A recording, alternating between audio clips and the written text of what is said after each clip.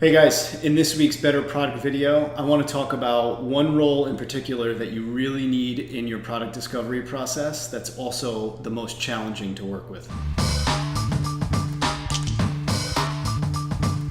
Okay, so in this week's video, we're talking about that one challenger that you bring into your product discovery process that really makes things difficult, but you really need them to make things work well. That is our beloved engineer. So fun fact before we get started, I used to be a software engineer at Accenture and then in a small software startup in Manhattan. So I'm allowed to take shots at engineers. So if you've ever approached an engineer and invited them into a discovery process, most of the time they're going to roll their eyes at you. They're going to tell you they don't have time for that shit. They're going to tell you to talk to their boss, right? So you go and talk to the CTO or the VP of engineering, and you hear something similar from that person as well. My team is too busy for that. They can't join.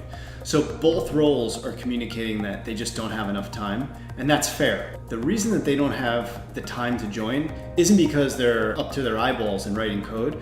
Most of the time it's because they're getting interrupted. They're getting interrupted by analysts, by designers, by product managers, even sometimes from people in marketing and other business roles, because they're being asked, how does this work? How did you build this? Why do things work this way versus another way? So there's all this back and forth, and it's endless. And so there's a lot of thrashing, and they don't have time to just get shit done, which is why most engineers on the side of their cube or by their desk have a sign that says quiet time, and they've got their headphones on and they just want you to leave them alone. The thing is, if we can rethink that process and get them part of the discovery itself up front, then they're there for the role of telling you how things can work from the very beginning. So in order to get these engineers to join, take them through that process. Ask them where their pain points are. Ask them where they lose a lot of that time.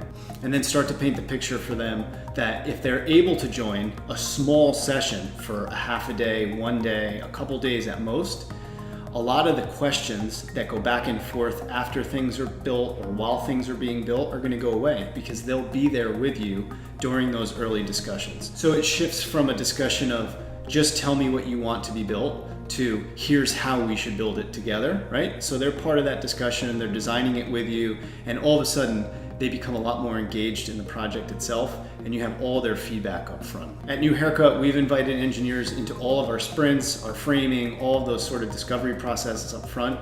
Having their input was invaluable, and the amount of time and the efficiency we gained went through the roof.